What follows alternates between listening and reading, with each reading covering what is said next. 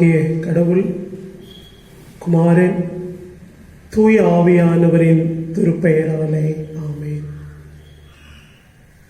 இறை மக்களாகிய உங்கள் அனைவரையும் இயேசு கிறிஸ்துவின் திருப்பெயரில் அன்போடு வாழ்த்துகிறேன்.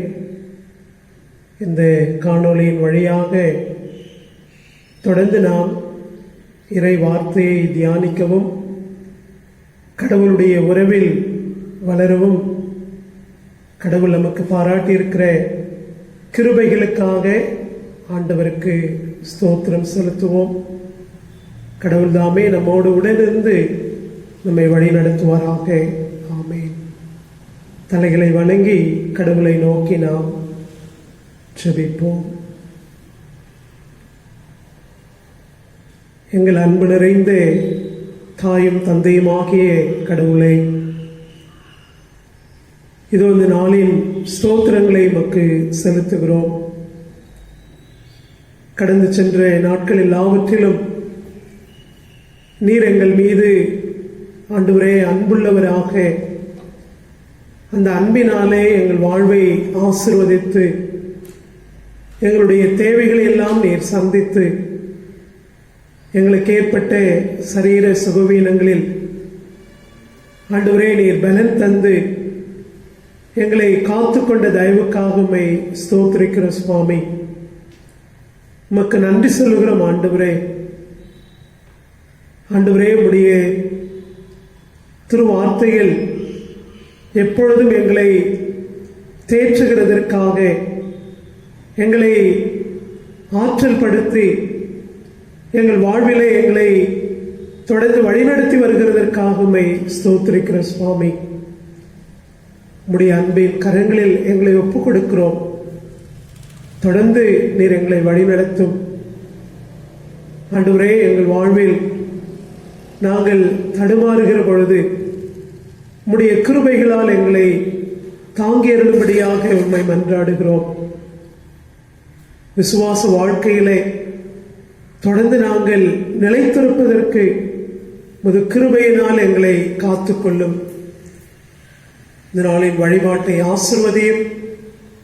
உடைய திருவார்த்தைகளை நாங்கள் தியானிப்பதற்கு நீர் கிருபை பாராட்டும். உம்முடைய அன்பின் கரங்களில் ஒப்புக் கொடுக்கிறோம்.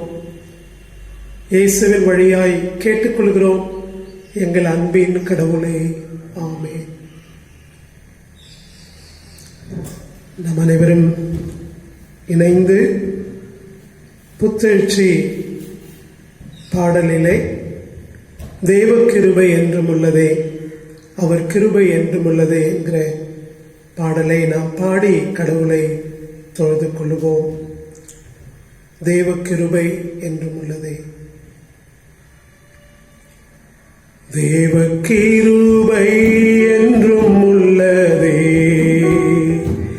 அவர் கிருபை என்றும் உள்ளதே, அவரை போற்றி துதித்து பாடி அல்லேலூயா என்றார் பரிபோம். அவரை போற்றி துதித்து பாடி அல்லேலூயா என்றார்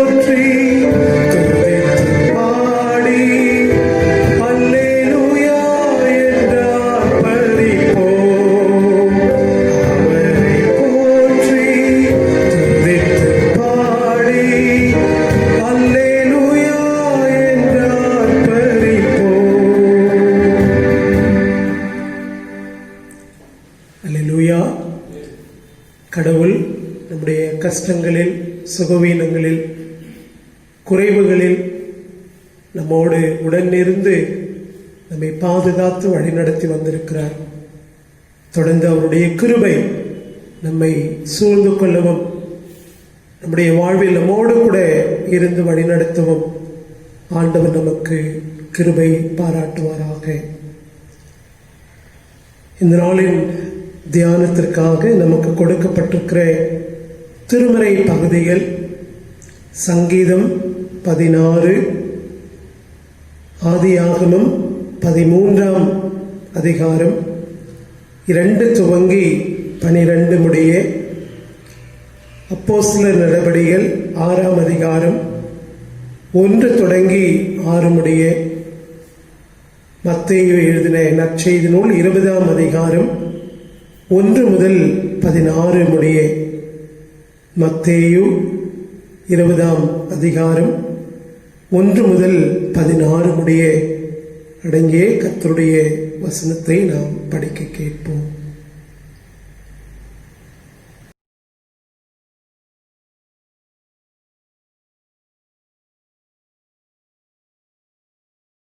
பரலோக ராஜ்யம் வீட்டெஜமானாகிய ஒரு மனுஷனுக்கு ஒப்பாயிருக்கிறது. அவன் தன் திராட்சை தோட்டத்துக்கு வேலையாட்களை அமர்த்த அதிகாலையிலே புறப்பட்டான். வேலையாட்களுடன் நாள் ஒன்றுக்கு 1 பணம் கூலி பேசி அவர்களை தன் திராட்சை தோட்டத்துக்கு அனுப்பினான். 3ஆம் மணி வேளையிலும் அவன் புறப்பட்டு போய் கடைத்தெருவிலே சும்மா நிற்கிற வேறு சிலரைக் கண்டு, நீங்களும் திராட்சை தோட்டத்துக்கு போங்கள், நியாயமானபடி உங்களுக்கு கூலி கொடுப்பேன் என்றான். அவர்களும் போனார்கள். மறுபடியும் 6ஆம் 9ஆம் மணி வேளையிலும் அவன் போய் அப்படியே செய்தான். 11ஆம் மணி வேளையிலும் அவன் போய் சும்மா நிற்கிற வேறு சிலரைக் கண்டு, நீங்கள் பகல் முழுவதும் இங்கே சும்மா நிற்கிறதென்ன என்று கேட்டான். அதற்கு அவர்கள், ஒருவரும் எங்களுக்கு வேலையிடவில்லை என்றார்கள். அவன் அவர்களை நோக்கி, நீங்களும் திராட்சை தோட்டத்துக்கு போங்கள், நியாயமானபடி கூலி பெற்றுக்கொள்வீர்கள் என்றான். சாயங்காலத்தில் திராட்சை தோட்டத்துக்கு எஜமான் தன் காரியக்காரனை நோக்கி, நீ வேலையாட்களை அழைத்து பிந்தி வந்தவர்கள் தொடங்கி முந்தி வந்தவர்கள் வரைக்கும் அவர்களுக்கு கூலி கொடு என்றான். அப்பொழுது 11ஆம் மணி வேளையில் வேலை அமர்த்தப்பட்டவர்கள் வந்து ஆளுக்கு ஒவ்வொரு பணம் வாங்கினார்கள். முந்தி அமர்த்தப்பட்டவர்கள் வந்து தங்களுக்கு அதிக கூலி கிடைக்கும் என்று எண்ணினார்கள். அவர்களும் ஆளுக்கு ஒவ்வொரு பணம் வாங்கினார்கள். வாங்கிக் கொண்டு வீட்டெஜமானை நோக்கி, பிந்தி வந்தவர்களாகிய இவர்கள் 1 மணி நேரம் மாத்திரம் வேலை செய்தார்கள். பகலின் கஷ்டத்தையும் வெயிலின் உஷ்ணத்தையும் சகித்த எங்களுக்கு இவர்களை சமமாக்கினீரே என்று முறுமுறுத்தார்கள். அவர்களில் ஒருவனுக்கு அவன் பிரதியுத்தரமாக, சிநேகிதனே, நான் உனக்கு அநியாயம் செய்யவில்லை. நீ என்னிடத்தில் ஒரு பணத்துக்கு சம்மதிக்கவில்லையா? உன்னுடையதை நீ வாங்கிக் கொண்டு போ. உனக்கு கொடுத்தது போல பிந்தி வந்தவனாகிய இவனுக்கும் கொடுப்பது என்னுடைய இஷ்டம். என்னுடையதை என் இஷ்டப்படி செய்ய எனக்கு அதிகாரம் இல்லையா? நான் தயாளனாய் இருக்கிறபடியால் நீ வன்கண்ணனாய் இருக்கலாமா என்றான். இவ்விதமாக பிந்தினோர் முந்தினோராயும் முந்தினோர் பிந்தினோராயும் இருப்பார்கள். அழைக்கப்பட்டவர்கள் அநேகர், தெரிந்து கொள்ளப்பட்டவர்களோ சிலர் என்றார். கிறிஸ்துவில் அன்பானவர்களே, ஆண்டவரும் மீட்பெருமாகிய இயேசு கிறிஸ்துவின் அன்பான திருப்பெயரில் உங்கள் அனைவரையும் வாழ்த்துவதில் மகிழ்ச்சி அடைகிறேன். அனைவருக்கும் ஸ்தோத்திரங்களை அன்போடு தெரிவித்துக் கொள்கிறேன். இந்த நாளிலே நாம் தியானிப்பதற்காக திருச்சபை நமக்கு கொடுத்திருக்கிற செம்பொருள் அமைதி மற்றும் முரண்பாடுகளுக்கான உறுதிப்பாடு, பீஸ் அண்ட் கான்ஃப்ளிக்ட் ரெசல்யூஷன். அமைதி மற்றும் முரண்பாடுகளை களைவதிலே காணப்படுகின்ற உறுதிப்பாடு இந்த நாளிலே இந்த செம்பொருளை நாம் தியானிக்க இருக்கிறோம். முரண்பாடுகள் என்பதை பூசல் என்று சொல்லலாம். சண்டை, கருத்து வேற்றுமை, சச்சரவுகள், இப்படி பல்வேறு சொற்களை நாம் சொல்லலாம். அடிப்படையில் இது வாழ்க்கைக்கு ஒவ்வாதது. முரண்பாடுகள் களையப்படவில்லை என்றால் அதனால் ஏற்படுகின்ற விளைவுகள் மிக மிக மோசமானதாக நாம் பார்க்கின்றோம். கொலைகள், கற்பழிப்புகள், இப்படி சமுதாயத்தில் காணப்படுகின்ற பல்வேறு தீமைகளுக்கு இந்த முரண்பாடுகளை உரிய நேரத்தில் களையாமல் போவதும் காரணமாக நாம் பார்க்கின்றோம். வாழ்க்கையில இப்படிப்பட்ட கருத்து வேற்றுமைகள் இல்லாமலே இருக்க முடியுமா என்று நாம் சிந்திப்போமேனால் நிச்சயமாக முடியாது. அது வாழ்க்கையில இயல்பானதாக நாம் பார்க்கிறோம். ஊடல் இல்லையே கூடல் இல்லை என்பது நம்முடைய இலக்கியத்தில், தமிழ் இலக்கியங்களில் சொல்லப்படுகின்ற உண்மை. வீட்டிற்கு வீடு வாசற்படி என்று சொல்லுகிறோம். அப்படியானால் வீடுகளிலே சண்டைகள் இருக்கும், சச்சரவுகள் இருக்கும். அது இயல்பானது, அது வாழ்க்கையில வரக்கூடியது. ஆனால் அது சீக்கிரத்தில் களையப்பட வேண்டும். அப்போஸ்தலனாகிய பவுல் நிருபங்களிலே இந்த கருத்தை சொல்லுகிறதை நாம் அறிந்திருக்கிறோம். உங்கள் கோபம் சூரியன் மறைவதற்குள் தணிந்து விட வேண்டும். சூரியன் மறைவதற்குள் உங்களுடைய கோபங்களை நீங்கள் கலைந்து வாழ்க்கையை செம்மைப்படுத்திக் கொள்ள வேண்டும் என்று பவுலடியார் சொல்லுகிறதை நாம் பார்க்கிறோம்.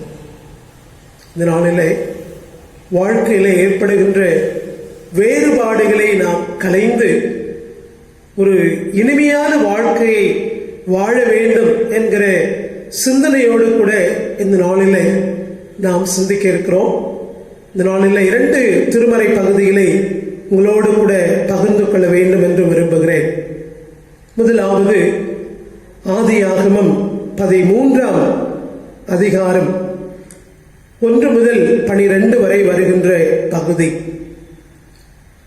ஆரோக்கியமான புரிதல் வாழ்வை இனிமையாக்கும்.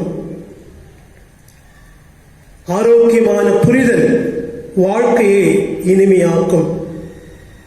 ஆபிரகாம், லோத் இவர்களிடையே ஆரோக்கியமான புரிதல் இருந்தது என்று சொல்லி நாம் அந்த பகுதியில் பார்க்க முடியும். ஆதியாகமம் 13ஆம் அதிகாரம் 1 - 12 வரை வருகின்ற பகுதி. ஆபிரகாம், அவருடைய மனைவி, அவருடைய சகோதரனின் மகன் லோத், இவர்கள் தங்கள் சொந்த ஊரிலிருந்து புறப்பட்டு கானான் நோக்கி செல்லுகின்றார்கள். 3வது வசனத்திலே பொதுமொழிபெயர்ப்பிலே நான் படிக்கிறேன். நேகேபில் இருந்து பெத்தேல் வரை படிப்படியாக பயணம் செய்து பெத்தேலுக்கும் ஆயுக்கும் இடையே தம் கூடாரத்தை ஏற்கனவே எங்கு அமைத்திருந்தார்களோ அங்கே அமைத்தார்கள். இடையிலே 12ஆம் அதிகாரம் தொடங்கி நாம் படிக்கின்ற பொழுது ஆபிரகாமும் சாராலும் பஞ்சத்து நிமித்தமாய் எகிப்துக்கு சென்று எகிப்திலிருந்து அவர்கள் திரும்பவுமாய்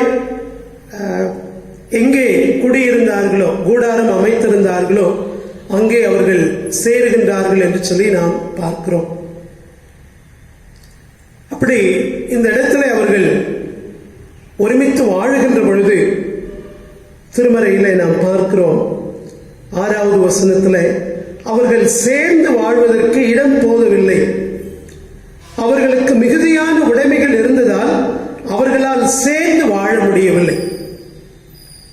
தொடர்ந்து படிக்கின்ற பொழுது ஆபிரகாமின் வேலையாட்களுக்கும் லோத்தினுடைய வேலையாட்களுக்கும் சண்டை ஏற்படுகின்றது.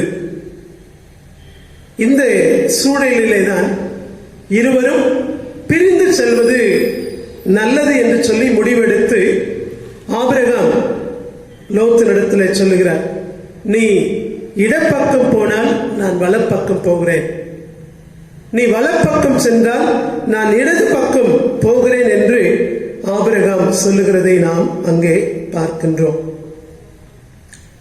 இந்த திருமறை பகுதியிலே ஆபிரகாமும் லோத்தும் தங்களுக்கான இடத்தை தேடி செல்வதற்காக பிரிகின்றார்கள்.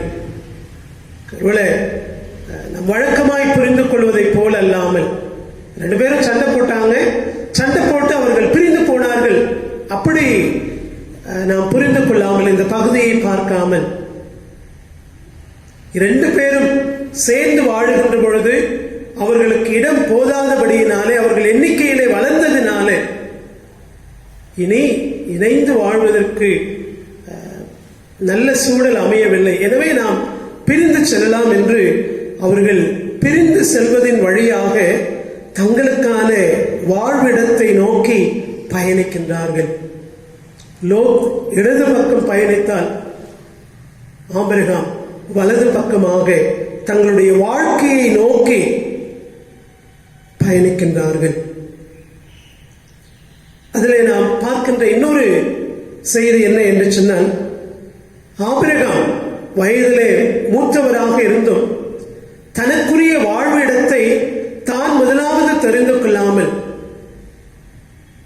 லோத்தை பார்த்து, முதலாவது உனக்குரியதை நீ தெரிந்து கொள்ளுதல், உனக்குரியதை நீ தெரிந்து கொள் என்று சொல்லி அவர் சொல்லுகிறதை இந்த பகுதியிலே பார்க்கிறோம். ஆபிரகாம் செய்ததை நாம் எப்படி பார்க்கலாம்? தன்னுடைய சகோதரன் மகனுக்கு அவருடைய வாழ்க்கைக்கான தெரிந்து கொள்ளுதலை வழிகாட்டுகின்ற ஆபிரகாம், அந்த உறவுகள் அதோடு கூட முடிந்து விடவில்லை. நீ வழியை பார்த்துக்கிட்டு போ, நான் என் வழியை பார்த்துக்கிட்டு போறேன் அப்படின்னு சொல்லி அந்த உறவுகள் முடிந்து போகாமல் அடுத்த 14ஆம் அதிகாரத்தில் பார்க்கிறோம். ஆபிரகாம் லோத் சிறைபிடிக்கப்படுகிற பொழுது தான் சென்று அவரை மீட்டெடுத்து, அவருடைய உடைமைகள் எல்லாம் மீட்டெடுத்து திரும்பவுமாக அவருக்கு வாழ்வு கொடுக்கின்றதை நாம் பார்க்கின்றோம். கிறிஸ்துவில் அன்பானவர்களே, நல்ல புரிந்து கொள்ளுதல், ஆரோக்கியமான புரிந்து கொள்ளுதல் வாழ்வை இனிமையாக்கக்கூடியதாக, வாழ்க்கையிலே தொடர்ந்து முன்னோக்கி செல்வதற்கான சூழலை அமைத்துக் கொடுக்கிறது என்று சொல்லி இந்த திருமறை பகுதியிலே நாம் பார்க்கிறோம். ஆபிரகாம் வயதிலே ஒரு மூத்தவராக ஒரு நல்ல புரிந்து கொள்ளுதலோடு கூட வாழ்க்கையை அடுத்து நாம் என்ன செய்வது என்பதை அவர்கள் தீர்மானிக்கிறதை நாம் பார்க்கிறோம். நம்முடைய வாழ்க்கையிலேயும் கூட ஏற்படுகின்ற சின்ன சின்ன கருத்து வேறுபாடுகளிலே நாம் ஒருவருக்கொருவர் பேசுகின்ற பொழுது, ஒருவருக்கொருவர் பேசுகிறதை கவனிக்கின்ற பொழுது, உரிமைகளையும் உணர்வுகளையும் மதிப்பளிக்கின்ற பொழுது அங்கே நல்ல புரிந்து கொள்ளுதலும், அந்த புரிந்து கொள்ளுதல் வாழ்க்கையிலே நாம் அடுத்து என்ன செய்ய வேண்டும் என்பதற்கான ஒரு நல்ல தீர்மானத்தை எடுப்பதற்கான வாய்ப்பாகவும் அமையும் என்பதை இந்த திருமறை பகுதி நமக்கு உணர்த்துகின்றது. இரண்டாவது, இன்றைக்கு நாம் படிக்க கேட்ட நற்செய்தி பகுதி பாகுபாடு அற்ற இறை மீட்பு, பாகுபாடுகள் அற்ற இறை மீட்பு. மத்தேயு எழுதின நற்செய்தி நூல் 20ஆம் அதிகாரம் 1 முதல் 16 வரை வருகின்ற பகுதி. திராட்சை தோட்ட வேலையாள்கள் ஓமை. ஒரு நில உரிமையாளர் தன்னுடைய திராட்சை தோட்டத்தில் வேலை செய்வதற்காக ஆட்களை நியமிக்கின்றார். அப்படி நியமிக்கின்ற பொழுது அவர்களுக்கான கூலியை பேசுகின்றார். பவர் மொழிபெயர்ப்பிலே ஒரு பணம் பேசு என்பதாக நாம் பார்க்கிறோம். பொது மொழிபெயர்ப்பிலே அவர்களுக்கான கூலி ஒரு தெனாரியம். தெனாரியம் என்பது ஒரு ரோம வெள்ளி நாணயம், ஒரு நாளுக்கான கூலி. உள்ள இன்றைக்கு 100 நாள் வேலை திட்டத்திலே 255 ரூபாய் என்று வைத்துக் கொள்வோம். அது ஒரு நாள் கூலி என்று சொல்லி நிர்ணயிக்கப்படுகிறது. அதே போல இந்த நில உரிமையாளர் தன்னுடைய தோட்டத்திலே வேலை செய்வதற்காக ஒரு தெனாரியம் கூலி பேசி வேலைக்கு அமர்த்துகிறார். அப்படி வேலைக்கு அமர்த்துகின்ற பொழுது பொது மொழிபெயர்ப்பிலே காலை 6 மணி அல்லது 7 மணி அளவில் ஒரு சாராரையும், தொடர்ந்து 9 மணிக்கு இன்னொரு சாராரையும், 12 மணிக்கு இன்னொரு சாராரையும், 3 மணிக்கு இன்னொரு சாராரையும், 5 மணிக்கு இன்னொரு சாராரையும், 5 நேரங்களிலே வேலைக்கு அமர்த்தப்படுகின்றார்கள். வேலை முடிகிறது, கூலி கொடுக்கப்படுகிறது. அப்படி கூலி கொடுக்கின்ற பொழுது 5ஆம் மணி நேரத்திலே வேலைக்கு வந்தவர்களுக்கு ஒரு தெனாரியம் கொடுக்கப்படுகின்ற பொழுது, அதிகாலையில் 6 மணிக்கு வேலைக்கு வந்தவர்கள் நமக்கு நிறைய கிடைக்கும் என்று எதிர்பார்க்கின்றார்கள். ஆனால் இந்த ஓமையிலே நாம் பார்க்கிறோம், 5 மணி நேரங்களிலே வெவ்வேறு நேரங்களிலே வந்தவர்களுக்கும் சமமான கூலி கொடுக்கப்படுகின்றது. அதிக நேரம் வேலை செய்தவர்களும் குறைவான நேரம் வேலை செய்தவர்களுக்கும் சமமான கூலி.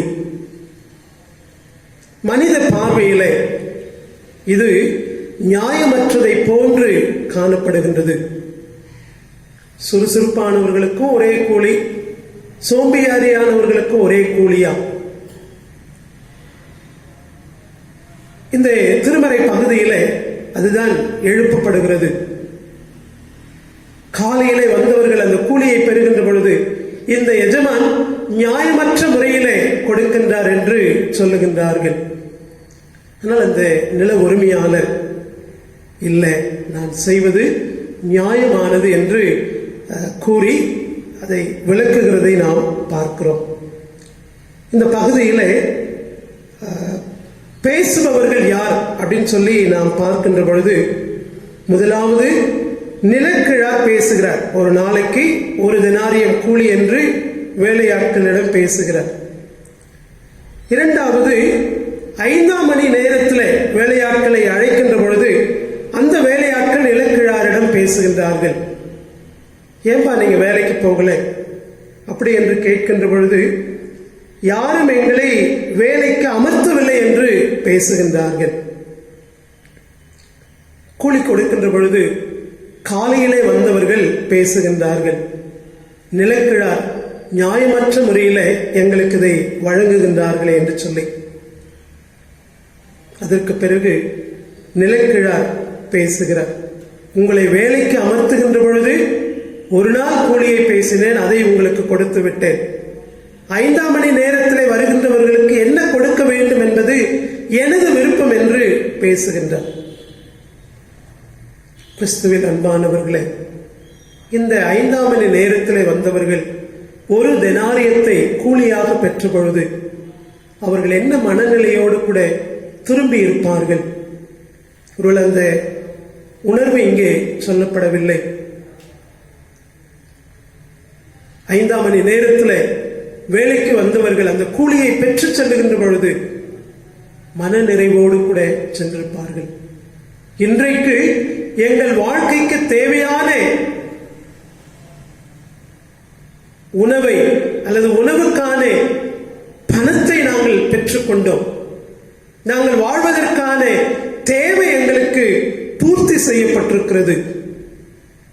இந்த ஓமையை இப்படி பார்க்கலாம் என்று நான் நினைக்கிறேன். பெற்றுக்கொண்ட கூலியை வைத்து என்ன செய்ய போகிறார்கள்? காலையிலே வந்தவர்களாக இருந்தாலும் சரி, 5ஆம் மணி நேரத்தில் வந்தவர்களாக இருந்தாலும் சரி, அந்த கூலியை வைத்து என்ன செய்ய போகிறார்கள் என்று சொன்னால், அவர்களுக்கான உணவை அவர்களுக்கான தேவைகளை சந்திக்க போகிறார்கள் என்று சொன்னால், வாழ்வதற்கான தேவையை பூர்த்தி செய்வதில் எல்லாருக்கும் ஒரு ஜான் வயிறு தான் அப்படின்னு சொல்லுவோம். எல்லாருடைய தேவைகளை பூர்த்தி செய்கிறதுல வேறுபாடுகள் இல்லை. ஒருவேளை 5ஆம் மணி நேரத்தில் வந்தவர்களுக்கு 1 தெனாரியம் கொடுத்து, காலையிலே வந்தவர்களுக்கு அதற்கேற்றபடி கூட்டி கொடுத்திருப்பார்கள் என்று சொன்னால், அங்கே ஒரு பாகுபாட்டை நாம் பார்க்க முடியும். ஒருவருக்கு அவருடைய தேவையை பூர்த்தி செய்கிறதற்கு குறைவானதாகவும், இன்னொருவருக்கு தன்னுடைய தேவையை பூர்த்தி செய்து மீதியாய் இருக்கின்ற ஒரு சமநிலை அற்றதையும் நாம் பார்க்க முடியும். ஆனால் இயேசு கிறிஸ்து இந்த ஓமையில விண்ணரசு என்பது அவரவருடைய தேவைகளை சந்திக்கின்ற ஒன்றாக இருக்கும். கிறிஸ்துவில் அன்பானவர்களே, இந்த ஓமை, இந்த திருமறை பகுதி கருத்து வேறுபாடுகளை களைவது என்கின்ற ஒரு மேலோட்டமான பார்வையில இல்லாமல், என்னுடைய வாழ்க்கைக்கான உரிமைகளை, என்னுடைய வாழ்க்கையின் தேவைகளை பூர்த்தி செய்கிறதுல காணப்படுகிற பாகுபாடுகளை களைகின்ற ஆண்டவராக இயேசு கிறிஸ்து இருக்கிறார் என்று சொன்னார். திருச்சபைக்கான அழைப்பும் அதுதான். இன்றைக்கு நாம் வாழுகிற சமுதாயத்தில், பாகுபாடுகளோடு வாழுகின்ற ஒரு சமுதாயத்தில், ஏக்கத்தோடு கூட வாழுகின்ற ஒரு சமுதாயத்தில் நாம் யாரோடு நிற்கிறோம்? யாருக்காக பரிந்து பேசுகிறோம்? யாருடைய தேவையை பூர்த்தி செய்கிறதிலே நாம் அக்கறை உள்ளவர்களாக இருக்கிறோம்? இது ஒரு வாழ்வு சார்ந்த ஒரு சூழலாக இந்த ஓமையை நாம் பார்க்கிறோம். கிறிஸ்துவில் அன்பானவர்களே, இந்த நாளிலே வாழ்க்கையிலே கருத்து வேற்றுமைகள் என்பது இயல்பானது. அதை நாம் உரிய நேரத்தில் களைகின்ற பொழுது வாழ்க்கை நமக்கு இனிமையாக இருக்கும். ஆபிரகாம், லோத் அவர்கள் பிரிந்து சென்றாலும் தங்களுடைய வாழ்வை நோக்கிய பயணத்தில் புரிந்து கொள்ளுதலோடு அவர்கள் பிரிந்து செல்லவும், அதே நேரத்தில் அவ்வளவுதான் எங்களுடைய உறவுகள் முடிந்து விட்டது என்று சொல்லாமல் ஒருவரை ஒருவர் தாங்கி வாழ்கிற வாழ்க்கையை நாம் பார்க்கிறோம். அதே விதமாக ஆண்டவர் இயேசு கிறிஸ்து சொன்ன ஓமையில பாகுபாடுகளை கலைந்து அனைவருடைய தேவைகளை பூர்த்தி செய்கிறதுல அதுதான் விண்ணரசு என்று ஆண்டவர் போதிக்கின்றார். திருச்சபையாகிய நாமும் கூட இந்த சமுதாயத்தில் எத்தகைய பணிகளை செய்ய ஆண்டவர் நம்மை அழைத்திருக்கிறார் என்பதை உணர்ந்து நாம் வாழ்வோம். ஆண்டவர் தாமே நம்மை ஆசீர்வதித்து வழி நடத்துவாராக. ஆமென். கீர்த்தனைகளிலே என்ன என் ஆனந்தம், என்ன என் ஆனந்தம் சொல்லக்கூடாது என்கிற பாடலை நாம் சேர்ந்து பாடலாம். கீர்த்தனை எண் 69 முதல் 2 சரணங்களை நாம் சேர்ந்து பாடலாம். என்ன என் ஆனந்தம், என்ன என் ஆனந்தம் சொல்லக்கூடாதே, மன்னன் கிறிஸ்து என் பாவத்தை எல்லாம் மன்னித்து விட்டாரே. மன்னன் கிறிஸ்து என் பாவத்தை எல்லாம் மன்னித்து விட்டாரே. கூடுவோம், ஆடுவோம், பாடுவோம், நன்றாய் மகிழ் கொண்டாடுவோம். கூடுவோம், ஆடுவோம், பாடுவோம், நன்றாய் மகிழ் கொண்டாடுவோம். நாடியே நம்மை தேடியே வந்த நாதனை போற்றிடுவோம். நாடியே நம்மை தேடியே வந்த நாதனை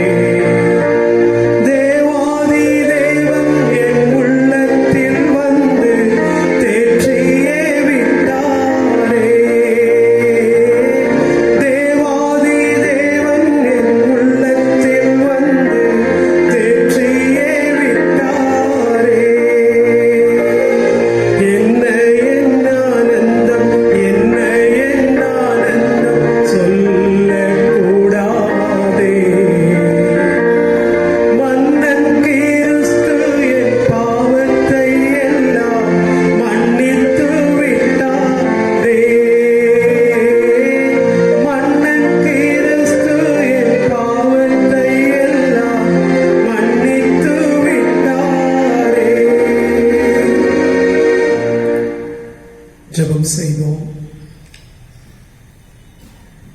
எங்களை நேசிக்கிற அன்பின் நல்ல ஆண்டவரே, எல்லா துதிக்கும் ஸ்தோத்திரத்துக்கும் பாத்திரராக இருப்பவரே, உம்மை துதிக்கிறோம், ஸ்தோத்திரிக்கிறோம் சுவாமி.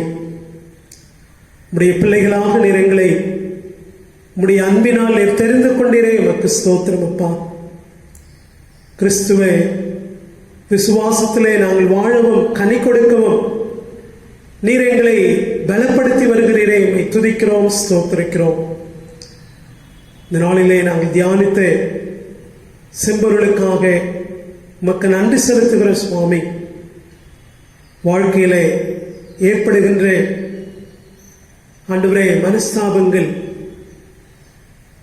சண்டை சச்சரவுகள், பிரிவினைகள், கருத்து வேற்றுமைகள் திருச்சபையிலும் சமுதாயத்திலும் ஆண்டவரே அப்படிப்பட்ட நிலைமைகளை எங்களுடைய வாழ்க்கையிலே நாங்கள் கலைந்து நல்ல புரிந்து கொள்ளுதலோடு ஒருவரை ஒருவர் புரிந்து கொள்வதற்கு வாய்ப்புகளை கொடுத்து வாழ்க்கையை செழுமையாக்கிக் கொள்ள ஆண்டவரே நீர் எங்களோடு கூட இருக்கிறீர், எங்களை வழிநடத்துகிறீர் என்கின்ற ஒரு பெரிய கிருபைக்காக ஸ்தோத்திரிக்கிறோம் அப்பா. ஆண்டவரே, விண்ணரசு பாகுபாடுகள் அற்ற இறை மீட்பை கொடுக்கின்றது என்கின்ற சிந்தனைக்காக ஸ்தோத்திரிக்கிறோம். ஆண்டவரே, வாழ்வின் தேவைகளை சந்திப்பதிலே நீர் இரக்கமும் கிருபையும் உள்ளவராய் இருந்தது போல நாங்களும் கூட இந்த சமுதாயத்தில் யார் யார் தேவைகளோடு கஷ்டத்தோடு இருக்கிறார்களோ ஆண்டவரே, அவர்களோடு நிற்பதற்கு, வாழ்வை பகிர்ந்து கொள்வதற்கு நீர் கிருபை தாரும். இந்த நாளிலே எங்களை தாழ்த்தி ஒப்புக் கொடுக்கிறோம்.